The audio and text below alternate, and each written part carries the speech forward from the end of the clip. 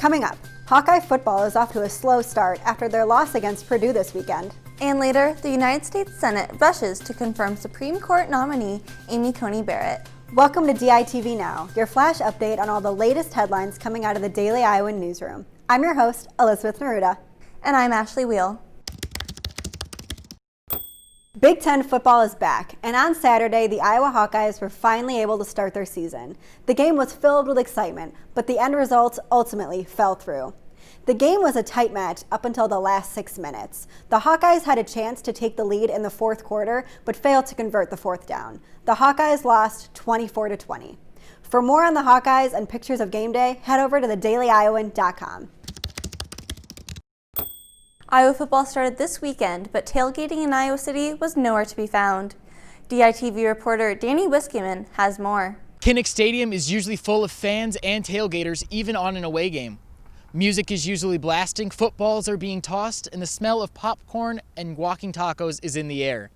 But with the university releasing new COVID-19 restrictions on tailgating, fans are subject to fines and students are subject to suspension if caught not social distancing while tailgating. This, in turn, leaves Kinnick Stadium a ghost town. Melrose Avenue is known as being the tailgate center for Hawkeye games, but with the new regulations in place, there was not a single tailgate in sight, just the sound of your average Saturday traffic. The parking lot of Kinnick was empty and the streets were not filled with crazy fans.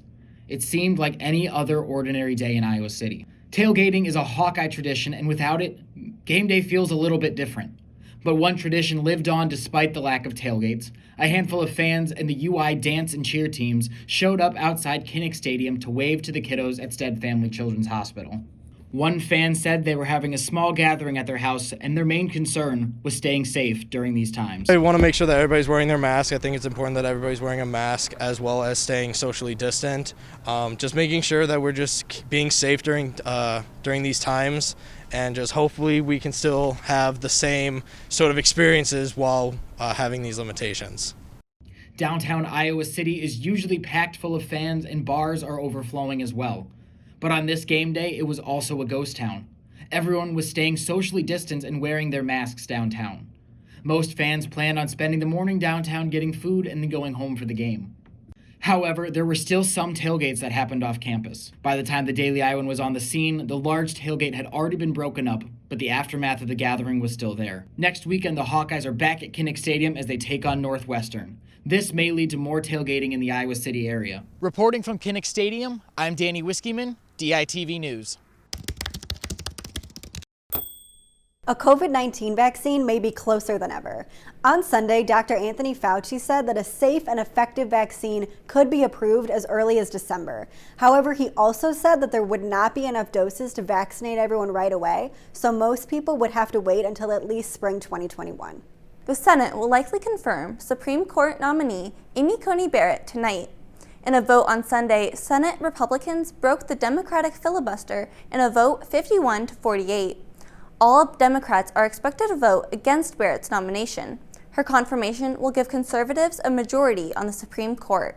Vice President Mike Pence is still on the campaign trail after several members of his staff tested positive for COVID-19. Pence has repeatedly refused to follow CDC guidelines such as wearing masks and quarantining.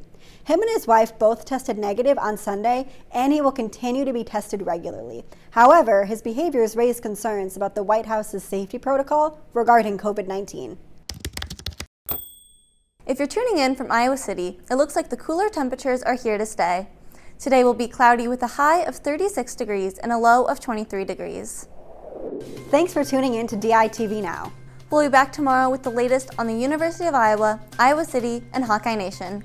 From Iowa City, I'm Ashley Wheel. And I'm Elizabeth Neruda. Have a great day.